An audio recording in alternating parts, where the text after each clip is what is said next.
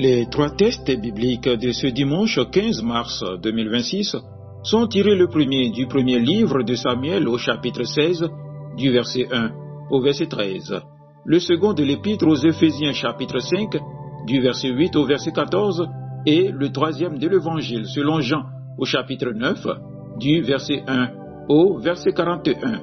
Le thème qui nous conduit est le suivant: exprime ta foi en le Seigneur qui t'a choisi et guéri. Prions. Seigneur notre Dieu, ouvre nos cœurs et nos esprits à ta parole. Que ton Esprit Saint nous éclaire pour comprendre ce que tu veux nous dire aujourd'hui et nous donne la grâce de vivre selon ta volonté. Par Jésus le Christ notre Seigneur. Amen. 1 Samuel, chapitre 16, du verset 1 au verset 13. L'Éternel dit à Samuel: quand cesseras-tu de pleurer sur Saoul? Je l'ai rejeté, afin qu'il ne règne plus sur Israël. Remplis ta corne d'huile et va, je t'enverrai chez Isaïe, Bethléemite, car j'ai vu parmi ses fils celui que je désire pour roi. Samuel dit: comment irai-je? Saoul l'apprendra, et il me tuera. Et l'Éternel dit: tu emmèneras avec toi une génisse, et tu diras: je viens pour offrir un sacrifice à l'Éternel. Tu inviteras Isaïe au sacrifice, je te ferai connaître ce que tu dois faire, et tu oindras pour moi celui que je te dirai. Samuel fit ce que l'Éternel avait dit, et il alla à Bethléem. Les anciens de la ville accoururent effrayés au-devant de lui et dirent: ton arrivée annonce-t-elle quelque chose d'heureux? Il répondit: oui, je viens pour offrir un sacrifice à l'Éternel. Sanctifiez-vous et venez avec moi au sacrifice. Il fit aussi sanctifier Isaïe et ses fils, et il les invita au sacrifice. Lorsqu'ils entrèrent, il se dit, en voyant Eliab, certainement loin de l'Éternel est ici devant lui. Et l'Éternel dit à Samuel: ne prends point garde à son apparence et à la hauteur de sa taille, car je l'ai rejeté. L'Éternel ne considère pas ce que l'homme considère. L'homme regarde ce qui frappe les yeux, mais l'Éternel regarde au cœur. Isaïe appela Abinadab et le fit passer devant Samuel. Et Samuel dit: l'Éternel n'a pas non plus choisi celui-ci. Isaïe fait passer Shama. Et Samuel dit: l'Éternel n'a pas non plus choisi celui-ci. Isaïe fit passer 7 de ses fils devant Samuel. Et Samuel dit à Isaïe: l'Éternel n'a choisi aucun d'eux. Puis Samuel dit à Isaïe: sont cela tous tes fils? Et il répondit: il reste encore le plus jeune, mais il fait paître les brebis. Alors Samuel dit à Isaïe: envoie-le chercher, car nous ne nous placerons pas avant qu'il ne soit venu ici. Isaïe l'envoya chercher. Or, il était blond, avec des yeux beaux et une belle figure. L'Éternel dit à Samuel: lève-toi, oins-le, car c'est lui. Samuel prit la corne d'huile et l'oignit au milieu de ses frères. L'Esprit de l'Éternel saisit David à partir de ce jour et dans la suite. Samuel se leva et s'en alla à Rama. Amen. Éphésiens chapitre 5, du verset 8 au verset 14. Autrefois, vous étiez ténèbres, et maintenant vous êtes lumière dans le Seigneur. Marchez comme des enfants de lumière, car le fruit de la lumière consiste en toutes sortes de bonté, de justice et de vérité. Examinez ce qui est agréable au Seigneur, et ne prenez point part aux œuvres infructueuses des ténèbres, mais plutôt condamnez-les. Car il est honteux de dire ce qu'ils font en secret, mais tout ce qui est réprouvé apparaît en pleine lumière, car tout ce qui est ainsi manifesté est lumière. C'est pour cela qu'il est dit: réveille-toi, toi qui dors, relève-toi d'entre les morts, et Christ t'éclairera. Amen. Jean chapitre 9, du verset 1 au verset 41. Jésus vit en passant un homme aveugle de naissance. Ses disciples lui posèrent cette question: Rabbi, qui a péché, cet homme ou ses parents, pour qu'il soit né aveugle? Jésus répondit: ce n'est pas que lui ou ses parents aient péché, mais c'est afin que les œuvres de Dieu soient manifestées en lui. Il faut que je fasse, tandis qu'il est jour, les œuvres de celui qui m'a envoyé. La nuit vient où personne ne peut travailler. Pendant que je suis dans le monde, je suis la lumière du monde. Après avoir dit cela, il cracha à terre et fit de la boue avec sa salive. Puis il appliqua cette boue sur les yeux de l'aveugle et il lui dit: va, et lave-toi au réservoir de Siloué, nom qui signifie envoyé. Il y alla, se lava, et s'en retourna voyant clair. Ses voisins et ceux qui auparavant l'avaient connu comme un mendiant disaient, « N'est-ce pas là celui qui se tenait assis et qui mendiait ?» Les uns disaient, « C'est lui !» D'autres disaient, « Non, mais il lui ressemble. » Et lui-même disait, « C'est moi. » Ils lui dirent donc, « Comment tes yeux ont-ils été ouverts ?» Il répondit, « L'homme qu'on appelle Jésus a fait de la boue, a oint mes yeux et m'a dit, « Va au réservoir de Siloué et lave-toi. » J'y suis allé, je me suis lavé et j'ai pu voir. Ils lui dirent, « Où est cet homme ?» Il répondit, « Je ne sais pas. » Ils menèrent vers les pharisiens celui qui avait été aveugle. Or c'était un jour de sabbat que Jésus avait fait de la boue et lui avait ouvert les yeux. De nouveau, les pharisiens lui demandèrent comment il avait pu voir. Et il leur dit, « Il a appliqué de la boue sur mes yeux, je me suis lavé et je vois. » Sur quoi quelques-uns des pharisiens dirent, « Cet homme ne vient pas de Dieu, car il n'observe pas le sabbat. » D'autres dirent, « Comment un homme pécheur peut-il faire de tels miracles ?» Et il y eut division parmi eux. Ils dirent encore à l'aveugle, « Toi, que dis-tu de lui sur ce qu'il t'a ouvert les yeux ?»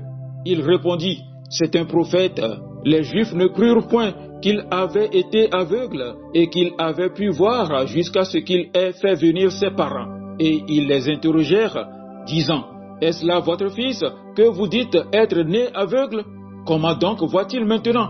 Ses parents répondirent, « Nous savons que c'est notre fils et qu'il est né aveugle. Mais comment il voit maintenant? Ou qui lui a ouvert les yeux? C'est ce que nous ne savons pas. Interrogez-lui lui-même.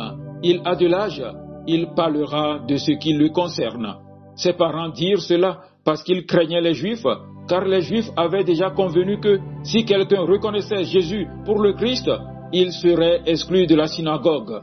C'est pourquoi ses parents dirent, « Il a de l'âge, interrogez-le lui-même. » Les pharisiens appelèrent une seconde fois l'homme qui avait été aveugle et ils lui dirent, « Donne gloire à Dieu. Nous savons que cet homme est un pécheur. » Il répondit, « S'il est un pécheur, je ne sais pas. Je sais une chose, c'est que j'étais aveugle et que maintenant je vois. » Ils lui dirent, « Que t'a-t-il fait? Comment t'a-t-il ouvert les yeux ?» Il leur répondit, « Je vous l'ai déjà dit et vous n'avez pas écouté. Pourquoi voulez-vous l'entendre encore? Voulez-vous aussi devenir ses disciples? » Ils l'injurièrent et dirent, « C'est toi qui es son disciple. Nous sommes disciples de Moïse. Nous savons que Dieu a parlé à Moïse, mais celui-ci, nous ne savons d'où il est. » Cet homme leur répondit, « Il est étonnant que vous ne sachiez d'où il est, et cependant, il m'a ouvert les yeux. Nous savons que Dieu n'exauce point les pécheurs, mais si quelqu'un l'honore et fait sa volonté, il les exauce. Jamais. On a entendu dire que quelqu'un ait ouvert les yeux d'un aveugle né. Si cet homme ne venait pas de Dieu, il ne pourrait rien faire. » Ils lui répondirent, « Tu es né tout entier dans le péché, et tu nous enseignes. » Et ils le chassèrent. Jésus apprit qu'ils l'avaient chassé, et l'ayant rencontré, il lui dit, « Crois-tu au Fils de Dieu ?» Il répondit, « Et qui est-il, Seigneur, afin que je croie en lui? » « Tu l'as vu, lui dit Jésus, et celui qui te parle, c'est lui. » Et il dit, « Je crois, Seigneur. » Et il l'adora. Puis Jésus dit, « Je suis venu dans ce monde pour un jugement, pour que ceux qui ne voient point voient, et que ceux qui voient deviennent aveugles. » Quelques pharisiens qui étaient avec lui, ayant entendu ces paroles, lui dirent, « Nous aussi, sommes-nous aveugles ?» Jésus leur répondit, « Si vous étiez aveugles, vous n'auriez pas de péché. Mais maintenant vous dites, nous voyons. C'est pour cela que votre péché subsiste. » Amen. Frères et sœurs, la parole de Dieu nous invite aujourd'hui à exprimer notre foi en celui qui nous a choisis et qui nous guérit. À travers l'Évangile, nous voyons comment Dieu agit dans la vie d'un homme aveugle de naissance et comment cette rencontre avec Jésus-Christ transforme totalement sa vie. Au début du récit, les disciples regardent l'aveugle avec un regard de jugement. Ils cherchent un coupable et demandent qui a péché. Mais Jésus ne regarde pas cet homme de cette manière. Jésus voit plutôt une personne en qui la puissance de Dieu peut se manifester. Il fait de la boue, l'applique sur ses yeux et lui demande d'aller se laver. L'homme obéit et revient voyant clair. Cette guérison est plus qu'un miracle physique. elle devient un chemin de foi. L'homme passe progressivement de l'ignorance à la reconnaissance de Jésus. D'abord, il dit simplement « L'homme qu'on appelle Jésus m'a guéri ». Ensuite, il affirme que Jésus est un prophète. Et finalement, lorsqu'il rencontre Jésus à nouveau, il déclare « Seigneur, je crois ». Et il se prosterne devant lui. Cette transformation nous montre que la foi grandit lorsque nous faisons l'expérience de Dieu dans notre vie. La Bible nous donne plusieurs exemples de personnes choisies par Dieu malgré leur apparence ou leur situation. Dans le premier livre de Samuel, Dieu envoie le prophète Samuel chez Jessé pour choisir le futur roi d'Israël. Les hommes pensent que les fils les plus grands et les plus forts seront choisis. Pourtant Dieu choisit David, le plus jeune, celui qui gardait les troupeaux et que personne ne considérait important. Dieu rappelle alors une vérité essentielle.